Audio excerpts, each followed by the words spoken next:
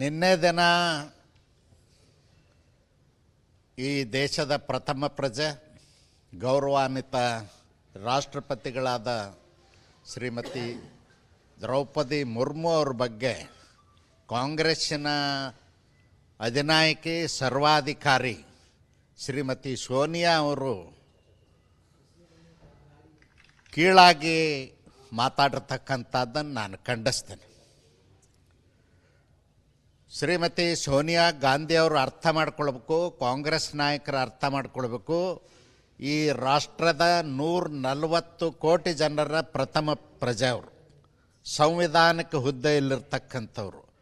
ಅವ್ರ ಬಗ್ಗೆ ಅವಹೇಳನಕಾರಿ ಮಾಡಿ ಮಾತನಾಡಿರ್ತಕ್ಕಂಥದ್ದು 140 ಕೋಟಿ ಜನರಿಗೆ ಅವಹೇಳನ ಮಾಡಿರ್ತಕ್ಕಂಥದ್ದು. ಶ್ರೀಮತಿ ದ್ರೌಪದಿ ಮುರ್ಮು ಅವರು, ಅವ್ರ ಭಾಷೆ ಹಿಂದಿ ಅಲ್ಲ, ಆದರೂ ಕೂಡ ಅತ್ಯುತ್ತಮವಾಗಿ ಹಿಂದಿಯಲ್ಲಿ ಅವರು ಭಾಷಣವನ್ನು ಮಾಡಿರ್ತಕ್ಕಂಥದ್ದನ್ನು ಶ್ಲಾಘಿಸಬೇಕಾಗಿತ್ತು ಶ್ರೀಮತಿ ಇಂದಿರಾ ಗಾಂಧಿಯವರು, ಶ್ರೀಮತಿ ಸೋನಿಯಾ ಗಾಂಧಿಯವರು. ಆದರೆ ಕೀಳಾಗಿ ಮಾತಾಡಿ ಅವಹೇಳನ ಮಾಡಿದ್ದಾರೆ. 140 ಕೋಟಿ ಜನ ಇದನ್ನು ಕ್ಷಮಿಸಲಿಕ್ಕೆ ಸಾಧ್ಯ ಇಲ್ಲ. ಸರ್, ಇವತ್ತು ಬಜೆಟ್ ಮಂಡನೆ ಆಗ್ತಿದೆ, ಭಾಳಷ್ಟು ನಿರೀಕ್ಷೆ ಇದೆ. ಮಧ್ಯಮ ವರ್ಗ ಭಾಳಷ್ಟು ನಿರೀಕ್ಷೆ ನೋಡ್ಕೊಳ್ತಿದೆ. ಕೃಷಿಕರು, ಮಹಿಳೆಯರು, ಯುವಕರು, ಎಸ್ಪೆಷಲಿ ದಲಿತರು ಹೆಚ್ಚಿನ ನಿರೀಕ್ಷೆಯನ್ನು ಇಟ್ಕೊಂಡಿದ್ದಾರೆ. ಏನು ನಿಮ್ಮ ನಿರೀಕ್ಷೆ ಏನಿದೆ ಸರ್? ಈ ದೇಶದ ಸನ್ಮಾನ್ಯ ಪ್ರಧಾನಮಂತ್ರಿಗಳಾಗಿರ್ತಕ್ಕಂಥ ನರೇಂದ್ರ ಮೋದಿಜಿಯವರು ಕಳೆದ 23-24 ವರ್ಷಗಳಿಂದ ಸಂವಿಧಾನಕ್ಕೆ ಹುದ್ದೆಯಲ್ಲಿರ್ತಕ್ಕಂಥವ್ರು. ಗುಜರಾತ್ನಲ್ಲಿ ಮಾಡಿರ್ತಕ್ಕಂಥ ಅಭಿವೃದ್ಧಿ ಮುಖ್ಯಮಂತ್ರಿಯಾಗಿ ಇವತ್ತು 10 ವರ್ಷಗಳ ಕಾಲ ದೇಶದಲ್ಲಿ ಪ್ರಧಾನಮಂತ್ರಿಯಾಗಿ ಇಡೀ ಜಗತ್ತನ್ನೇ ಭಾರತ ಕಡೆ ನೋಡುವ ಹಾಗೆ ಅಭಿವೃದ್ಧಿ ಮಾಡಿದಾರ. ಮತ್ತು ಎಲ್ಲ ವರ್ಗದ ಜನರ ಕಲ್ಯಾಣಕ್ಕಾಗಿ ಶ್ರಮಿಸ್ತಕ್ಕಂಥವ್ರು ಪ್ರಧಾನಮಂತ್ರಿ ನರೇಂದ್ರ ಮೋದಿಜಿಯವರು. ನಾವು ಅರ್ಥ ಮಾಡ್ಕೊಳ್ಬೇಕು, ಇವತ್ತು ಬಡವರಿಗಾಗಿ ಶೌಚಾಲಯ 12 ಕೋಟಿಯಷ್ಟು ಶೌಚಾಲಯಗಳನ್ನ ಕಟ್ಟಿಸಿದ್ದಾರೆ. ಮತ್ತು ಬಡವರಿಗಾಗಿ LPG ಗ್ಯಾಸ್ 10 ಕೋಟಿಯಷ್ಟು ಕೊಟ್ಟಿದ್ದಾರೆ. ಹೀಗೆ ಹಲವಾರು ಬಡವರ ಪರ ಯೋಜನೆಗಳನ್ನು ಜಾರಿಗೆ ತಂದಿರತಕ್ಕಂಥದ್ದು ನಾವು ಶ್ಲಾಘಿಸಬೇಕಾಗ್ತದೆ, ಅಭಿನಂದಿಸಬೇಕಾಗ್ತದೆ. ಮತ್ತು ದೇಶದ ಪ್ರಧಾನಮಂತ್ರಿಗಳಿಗೆ ಎಷ್ಟು ಮುಂದಾಲೋಚನೆ ಅದ ಅಂದ್ರೆ, ಉರುವಲು ಕಟ್ಟಿಗೆಗಾಗಿ ಗಿಡ ಮರಗಳನ್ನು ಕಡಿದು ಅರಣ್ಯ ನಾಶ ಮಾಡ್ತಕ್ಕಂಥದ್ದು ಈ ದೇಶದಲ್ಲಿ ಪರಿಸ್ಥಿತಿ ಇತ್ತು. ಅದನ್ನು ಮನಗಂಡು 10 ಕೋಟಿ ಗ್ಯಾಸ್ ಸಿಲಿಂಡರ್ಗಳನ್ನ ಕೊಟ್ಟ ಮೇಲೆ ಇವತ್ತು ಅರಣ್ಯಗಳು ಹೊಸರಾಗಿ ಕಾಣ್ತಾ ಇದ್ದಾವೆ, ರಸ್ತೆ ಬದಿ ಗಿಡಗಳು ಬೆಳೀತಾ ಇದ್ದಾವೆ. ಇದು ದೇಶದ ಪ್ರಧಾನಮಂತ್ರಿಗಳಿಗೆ ಮುಂದಾಲೋಚನೆ ಇರತಕ್ಕಂಥದ್ದು. ಭದ್ರಾ ಮೇಲ್ದಂಡೆ ಕರ್ನಾಟಕದ ಬಹಳಷ್ಟು ಬೇಡಿಕೆಗಳಿದ್ದಾವೆ, ಬಹಳಷ್ಟು ನೀರಾವರಿ ವಿಚಾರಗಳು ನೆನೆಗುದಿಗೆ ಬಿದ್ದಿದ್ದಾವೆ. ಭದ್ರಾ ಮೇಲ್ದಂಡೆ ಯೋಜನೆ ಆಗಿರ್ಬೋದು, ಕಳಸಾ ಬಂಡೂರಿ ಆಗಿರ್ಬೋದು. ನೋಡಿ, ಕಳಸಾ ಬಂಡೂರಿ ಬಜೆಟ್ನಲ್ಲಿ ಬರ್ತಕ್ಕಂಥ ವಿಷಯ ಅಲ್ಲ, ಅದು ಸುಪ್ರೀಂ ಕೋರ್ಟ್ ಬಂದಿದೆ. ನಾವು 2008-8ರಲ್ಲಿ ನಮ್ಮದೇ ಸರ್ಕಾರ ಬಂತು. 8ರಲ್ಲಿ ಬಂದಾಗ ಯಡಿಯೂರಪ್ಪನವರೇ ಮುಖ್ಯಮಂತ್ರಿ ಆದರು. ನಾವು ಕಳಸಾ ಅಪ್ಪರ್ ಭದ್ರಾ ಯೋಜನೆಯನ್ನು ಪ್ರಾರಂಭ ಮಾಡಿದ್ವಿ. ನಾವು ಕೇಂದ್ರದ ನಿರೀಕ್ಷೆ ಇಟ್ಟು ಪ್ರಾರಂಭ ಮಾಡಲಿಲ್ಲ, ರಾಜ್ಯ ಸರ್ಕಾರದಿಂದನೇ ಹಣ ಒದಗಿಸಿ ಮಾಡ್ತಕ್ಕಂಥದ್ದು ಮಾಡಿದ್ವಿ. ಆದರೆ ಸಿದ್ದರಾಮಯ್ಯನವರು 2013ರಿಂದ 2018ರವರೆಗೂ ಮುಖ್ಯಮಂತ್ರಿ ಆಗಿದ್ದರು. ಈ ಕಳೆದ 1.5 ವರ್ಷದಿಂದ ಮುಖ್ಯಮಂತ್ರಿ ಆಗಿದ್ದಾರೆ. ಅವರು ಭದ್ರಾ ಮೇಲ್ದಂಡೆಗೆ ಹಣನೇ ಕೊಟ್ಟಿಲ್ಲ. ನಮ್ಮ ಸರ್ಕಾರ ಇದ್ದಂಥ ಸಂದರ್ಭದಲ್ಲಿ, ನಾನು ನೀರಾವರಿ ಮಂತ್ರಿ ಇದ್ದಂಥ ಸಂದರ್ಭದಲ್ಲಿ, ಬಸವರಾಜ ಬೊಮ್ಮಾಯಿ ಅವರು ಮುಖ್ಯಮಂತ್ರಿ ಇದ್ದಂಥ ಸಂದರ್ಭದಲ್ಲಿ 5,700 ಕೋಟಿ ಕೊಟ್ಟಿದ್ದೆವು. ಯಡಿಯೂರಪ್ಪನವರು ಮುಖ್ಯಮಂತ್ರಿ ಇದ್ದಂಥ ಸಂದರ್ಭದಲ್ಲಿ 2019ರಿಂದ 2021ರವರೆಗೂ ಸುಮಾರು 1,500 ಕೋಟಿ ಕೊಟ್ಟಿದ್ದಾರೆ. 7,200 ಕೋಟಿ ರೂಪಾಯಿ BJP ಆಡಳಿತ ಅವಧಿಯಲ್ಲೇ ಕೊಟ್ಟಿದ್ದೀವಿ, ಕಾಂಗ್ರೆಸ್ನವರು ಕೊಟ್ಟಿಲ್ಲ. ಹೀಗಾಗಿ ಯೋಜನೆ ಕುಂಟುತ್ತಾ ಸಾಗಿದೆ. ಮತ್ತು ಭದ್ರಾ ಮೇಲ್ದಂಡೆ ಯೋಜನೆಗೆ ಇದುವರೆಗೂ ವೆಚ್ಚವಾಗಿರ್ತಕ್ಕಂಥದ್ದು 9,120 ಕೋಟಿ. ಅದರಲ್ಲಿ 7,200 ಕೋಟಿ ನಮ್ಮ ಸರ್ಕಾರನೇ ಕೊಟ್ಟಿದೆ, BJP ಸರ್ಕಾರ ಇದ್ದಾಗ ಯಡಿಯೂರಪ್ಪನವರು ಮತ್ತು ಬಸವರಾಜ ಬೊಮ್ಮಾಯಿ ಅವರು. ಅದಕ್ಕೆ ನಾನು ಸಿದ್ದರಾಮಯ್ಯನವ್ರಿಗೆ ಆಗ್ರಹ ಮಾಡ್ತೇನೆ, ನೀವು ಈಗ ಕಾಂಟ್ರಾಕ್ಟರ್ ಬಿಲ್ ಕೊಟ್ಟಿಲ್ಲ 2,000 ಕೋಟಿ ಅಂತೇಳಿ ಕಾಮಗಾರಿ ಬಂದ್ ಮಾಡಿದ್ದಾರೆ. ಮತ್ತು ಲ್ಯಾಂಡ್ ಎಕ್ವೇಷನ್ಗೆ ಸುಮಾರು 400 ಕೋಟಿ ಕೊಡಬೇಕಾಗಿತ್ತು, ಕೊಟ್ಟಿಲ್ಲ. ಅದಕ್ಕಾಗಿ ರೈತರು ಹೊಲದಲ್ಲಿ ಬಿಡ್ತಾ ಇಲ್ಲ. ಅದಕ್ಕೆ ಕೂಡಲೇ ಆ ಸಮಸ್ಯೆಯನ್ನು ಪರಿಹರಿಸಿ ಕೇಂದ್ರ ಸರ್ಕಾರಕ್ಕೆ ನೀವು ಮನವಿಯನ್ನು ಸಲ್ಲಿಸಿ AIBPಯಲ್ಲಿ ಹಣ ಕೊಡಲಿಕ್ಕೆ ಕೇಂದ್ರ ಸರ್ಕಾರ ತಯಾರಿದೆ, ಪ್ರಸ್ತಾವನೆಯನ್ನು ಕಳಿಸ್ಕೊಡಿ ಅಂಥೇಳಿ ಒತ್ತಾಯ ಮಾಡ್ತೇನೆ. ಸರ್, ಈಗ ಕಳೆದ ಬಜೆಟ್ನಲ್ಲಿ 9 ಆದ್ಯತೆಗಳ ಬಗ್ಗೆ ವಿಕಸಿತ ಭಾರತ ಕಾನ್ಸೆಪ್ಟ್ ಅಡಿಯಲ್ಲಿ ಘೋಷಣೆ ಮಾಡಿದರು. ಆ 9 ಆದ್ಯತೆಗಳು ಈಗ ಸುಧಾರಣೆ ಹಂತದಲ್ಲಿ ಹೇಗಿದೆ ಸರ್? ಖಂಡಿತವಾಗಿಯೂ ಆದ್ಯತೆಗಳ ಬಗ್ಗೆ ಪ್ರಧಾನಮಂತ್ರಿಗಳು ಗಮನ ಹರಿಸಿ ಹಣಕಾಸಿನ ವ್ಯವಸ್ಥೆಯನ್ನು ಕಾಲಕ್ಕೆ ಮಾಡ್ತಾ ಇದ್ದಾರೆ.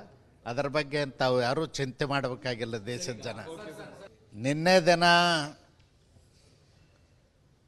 ಈ ದೇಶದ ಪ್ರಥಮ ಪ್ರಜೆ ಗೌರವಾನ್ವಿತ ರಾಷ್ಟ್ರಪತಿಗಳಾದ ಶ್ರೀಮತಿ ದ್ರೌಪದಿ ಮುರ್ಮು ಅವ್ರ ಬಗ್ಗೆ ಕಾಂಗ್ರೆಸ್ಸಿನ ಅಧಿನಾಯಕಿ ಸರ್ವಾಧಿಕಾರಿ ಶ್ರೀಮತಿ ಸೋನಿಯಾ ಅವರು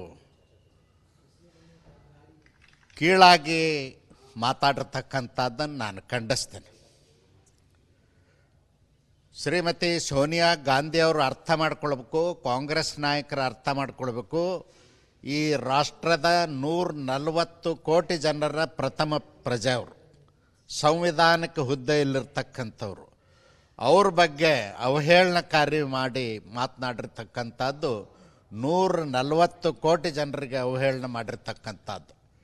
ಶ್ರೀಮತಿ ದ್ರೌಪದಿ ಮುರ್ಮು ಅವರು, ಅವ್ರ ಭಾಷೆ ಹಿಂದಿ ಅಲ್ಲ, ಆದರೂ ಕೂಡ ಅತ್ಯುತ್ತಮವಾಗಿ ಹಿಂದಿಯಲ್ಲಿ ಅವರು ಭಾಷಣವನ್ನು ಮಾಡಿರ್ತಕ್ಕಂಥದ್ದನ್ನು ಶ್ಲಾಘಿಸಬೇಕಾಗಿತ್ತು ಶ್ರೀಮತಿ ಇಂದಿರಾ ಗಾಂಧಿಯವರು, ಶ್ರೀಮತಿ ಸೋನಿಯಾ ಗಾಂಧಿಯವರು. ಆದರೆ ಕೀಳಾಗಿ ಮಾತಾಡಿ ಅವಹೇಳನ ಮಾಡಿದ್ದಾರೆ. 140 ಕೋಟಿ ಜನ ಇದನ್ನು ಕ್ಷಮಿಸಲಿಕ್ಕೆ ಸಾಧ್ಯ ಇಲ್ಲ.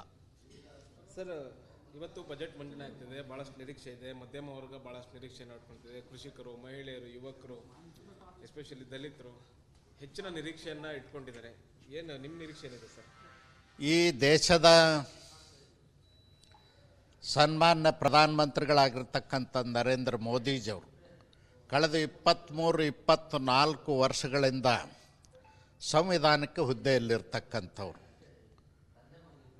ಗುಜರಾತ್ನಲ್ಲಿ ಮಾಡಿರ್ತಕ್ಕಂಥ ಅಭಿವೃದ್ಧಿ ಮುಖ್ಯಮಂತ್ರಿಯಾಗಿ ಇವತ್ತು 10 ವರ್ಷಗಳ ಕಾಲ ದೇಶದಲ್ಲಿ ಪ್ರಧಾನಮಂತ್ರಿಯಾಗಿ ಇಡೀ ಜಗತ್ತನ್ನೇ ಭಾರತ ಕಡೆ ನೋಡುವ ಹಾಗೆ ಅಭಿವೃದ್ಧಿ ಮಾಡಿದ್ದಾರೆ. ಮತ್ತು ಎಲ್ಲ ವರ್ಗದ ಜನರ ಕಲ್ಯಾಣಕ್ಕಾಗಿ ಶ್ರಮಿಸ್ತಕ್ಕಂಥವ್ರು ಪ್ರಧಾನಮಂತ್ರಿ ನರೇಂದ್ರ ಮೋದಿಜಿಯವರು. ನಾವು ಅರ್ಥ ಮಾಡ್ಕೊಳ್ಬೇಕು, ಇವತ್ತು ಬಡವರಿಗಾಗಿ ಶೌಚಾಲಯ 12 ಕೋಟಿಯಷ್ಟು ಶೌಚಾಲಯಗಳನ್ನ ಕಟ್ಟಿಸಿದ್ದಾರೆ. ಮತ್ತು ಬಡವರಿಗಾಗಿ LPG ಗ್ಯಾಸ್ 10 ಕೋಟಿಯಷ್ಟು ಕೊಟ್ಟಿದ್ದಾರೆ. ಹೀಗೆ ಹಲವಾರು ಬಡವರ ಪರ ಯೋಜನೆಗಳನ್ನು ಜಾರಿಗೆ ತಂದಿರತಕ್ಕಂಥದ್ದು ನಾವು ಶ್ಲಾಘಿಸಬೇಕಾಗ್ತದೆ, ಅಭಿನಂದಿಸಬೇಕಾಗ್ತದೆ. ಮತ್ತು ದೇಶದ ಪ್ರಧಾನಮಂತ್ರಿಗಳಿಗೆ ಎಷ್ಟು ಮುಂದಾಲೋಚನೆ ಅದ ಅಂದ್ರೆ, ಉರುವಲು ಕಟ್ಟಿಗೆಗಾಗಿ ಗಿಡ ಮರಗಳನ್ನು ಕಡಿದು ಅರಣ್ಯ ನಾಶ ಮಾಡ್ತಕ್ಕಂಥದ್ದು ಈ ದೇಶದಲ್ಲಿ ಪರಿಸ್ಥಿತಿ ಇತ್ತು. ಅದನ್ನು ಮನಗಂಡು 10 ಕೋಟಿ ಗ್ಯಾಸ್ ಸಿಲಿಂಡರ್ಗಳನ್ನ ಕೊಟ್ಟ ಮೇಲೆ ಇವತ್ತು ಅರಣ್ಯಗಳು ಹೊಸರಾಗಿ ಕಾಣ್ತಾ ಇದ್ದಾವೆ, ರಸ್ತೆ ಬದಿ ಗಿಡಗಳು ಬೆಳೀತಾ ಇದ್ದಾವೆ. ಇದು ದೇಶದ ಪ್ರಧಾನಮಂತ್ರಿಗಳಿಗೆ ಮುಂದಾಲೋಚನೆ ಇರತಕ್ಕಂಥದ್ದು. ಭದ್ರಾ ಮೇಲ್ದಂಡೆ ಸರ್, ಈಗ ಕರ್ನಾಟಕದ್ದು ಬಹಳಷ್ಟು ಬೇಡಿಕೆಗಳಿದ್ದಾವೆ, ಬಹಳಷ್ಟು ನೀರಾವರಿ ವಿಚಾರಗಳು ನೆನೆಗುದಿಗೆ ಬಿದ್ದಿದ್ದಾವೆ. ಭದ್ರಾ ಮೇಲ್ದಂಡೆ ಯೋಜನೆ ಆಗಿರ್ಬೋದು, ಕಳಸಾ ಬಂಡೂರಿ ಆಗಿರ್ಬೋದು. ನೋಡಿ, ಕಳಸಾ ಬಂಡೂರಿ ಬಜೆಟ್ನಲ್ಲಿ ಬರ್ತಕ್ಕಂಥ ವಿಷಯ ಅಲ್ಲ, ಅದು ಸುಪ್ರೀಂ ಕೋರ್ಟ್ ಬಂದಿದೆ. ನಾವು 2008-8ರಲ್ಲಿ ನಮ್ಮದೇ ಸರ್ಕಾರ ಬಂತು. 8ರಲ್ಲಿ ಬಂದಾಗ ಯಡಿಯೂರಪ್ಪನವರೇ ಮುಖ್ಯಮಂತ್ರಿ ಆದರು. ನಾವು ಕಳಸಾ ಅಪ್ಪರ್ ಭದ್ರಾ ಯೋಜನೆಯನ್ನು ಪ್ರಾರಂಭ ಮಾಡಿದ್ವಿ. ನಾವು ಕೇಂದ್ರದ ನಿರೀಕ್ಷೆ ಇಟ್ಟು ಪ್ರಾರಂಭ ಮಾಡಲಿಲ್ಲ, ರಾಜ್ಯ ಸರ್ಕಾರದಿಂದನೇ ಹಣ ಒದಗಿಸಿ ಮಾಡ್ತಕ್ಕಂಥದ್ದು ಮಾಡಿದ್ವಿ. ಆದರೆ ಸಿದ್ದರಾಮಯ್ಯನವರು 2013ರಿಂದ 2018ರವರೆಗೂ ಮುಖ್ಯಮಂತ್ರಿ ಆಗಿದ್ದರು. ಈ ಕಳೆದ 1.5 ವರ್ಷದಿಂದ ಮುಖ್ಯಮಂತ್ರಿ ಆಗಿದ್ದಾರೆ. ಅವರು ಭದ್ರಾ ಮೇಲ್ದಂಡೆಗೆ ಹಣನೇ ಕೊಟ್ಟಿಲ್ಲ. ನಮ್ಮ ಸರ್ಕಾರ ಇದ್ದಂಥ ಸಂದರ್ಭದಲ್ಲಿ, ನಾನು ನೀರಾವರಿ ಮಂತ್ರಿ ಇದ್ದಂಥ ಸಂದರ್ಭದಲ್ಲಿ, ಬಸವರಾಜ ಬೊಮ್ಮಾಯಿ ಅವರು ಮುಖ್ಯಮಂತ್ರಿ ಇದ್ದಂಥ ಸಂದರ್ಭದಲ್ಲಿ 5,700 ಕೋಟಿ ಕೊಟ್ಟಿದ್ದೆವು. ಯಡಿಯೂರಪ್ಪನವರು ಮುಖ್ಯಮಂತ್ರಿ ಇದ್ದಂಥ ಸಂದರ್ಭದಲ್ಲಿ 2019ರಿಂದ 21ರವರೆಗೂ ಸುಮಾರು 1,500 ಕೋಟಿ ಕೊಟ್ಟಿದ್ದಾರೆ. 7,200 ಕೋಟಿ ರೂಪಾಯಿ ಬಿ ಜೆ ಪಿ ಆಡಳಿತ ಅವಧಿಯಲ್ಲೇ ಕೊಟ್ಟಿದ್ದೀವಿ. ಕಾಂಗ್ರೆಸ್ನವರು ಕೊಟ್ಟಿಲ್ಲ. ಹೀಗಾಗಿ ಯೋಜನೆ ಕುಂಟುತ್ತಾ ಸಾಗಿದೆ. ಮತ್ತು ಭದ್ರಾ ಮೇಲ್ದಂಡೆ ಯೋಜನೆಗೆ ಇದುವರೆಗೂ ವೆಚ್ಚವಾಗಿರ್ತಕ್ಕಂಥದ್ದು 9,120 ಕೋಟಿ. ಅದರಲ್ಲಿ 7,200 ಕೋಟಿ ನಮ್ಮ ಸರ್ಕಾರನೇ ಕೊಟ್ಟಿದೆ, ಬಿ ಜೆ ಪಿ ಸರ್ಕಾರ ಇದ್ದಾಗ ಯಡಿಯೂರಪ್ಪನವರು ಮತ್ತು ಬಸವರಾಜ ಬೊಮ್ಮಾಯಿ ಅವರು. ಅದಕ್ಕೆ ನಾನು ಸಿದ್ದರಾಮಯ್ಯನವ್ರಿಗೆ ಆಗ್ರಹ ಮಾಡ್ತೇನೆ, ನೀವು ಈಗ ಕಾಂಟ್ರಾಕ್ಟರ್ ಬಿಲ್ ಕೊಟ್ಟಿಲ್ಲ 2,000 ಕೋಟಿ ಅಂತೇಳಿ ಕಾಮಗಾರಿ ಬಂದ್ ಮಾಡಿದಾರ. ಮತ್ತು ಲ್ಯಾಂಡ್ ಅಕ್ವೇಷನ್ಗೆ ಸುಮಾರು 400 ಕೋಟಿ ಕೊಡಬೇಕಾಗಿತ್ತು, ಕೊಟ್ಟಿಲ್ಲ. ಅದಕ್ಕಾಗಿ ರೈತರು ಹೊಲದಲ್ಲಿ ಬಿಡ್ತಾ ಇಲ್ಲ.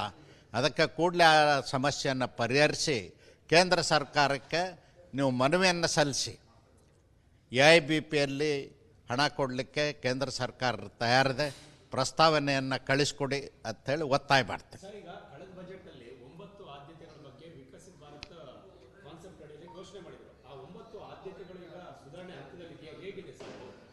ಖಂಡಿತವಾಗಿಯೂ ಆದ್ಯತೆಗಳ ಬಗ್ಗೆ ಪ್ರಧಾನಮಂತ್ರಿಗಳು ಗಮನ ಹರಿಸಿ ಹಣಕಾಸಿನ ವ್ಯವಸ್ಥೆಯನ್ನು ಕಾಲಕ್ಕೆ ಮಾಡ್ತಾ ಇದ್ದಾರೆ. ಅದರ ಬಗ್ಗೆ ತಾವು ಯಾರೂ ಚಿಂತೆ ಮಾಡಬೇಕಾಗಿಲ್ಲ ದೇಶದ ಜನ.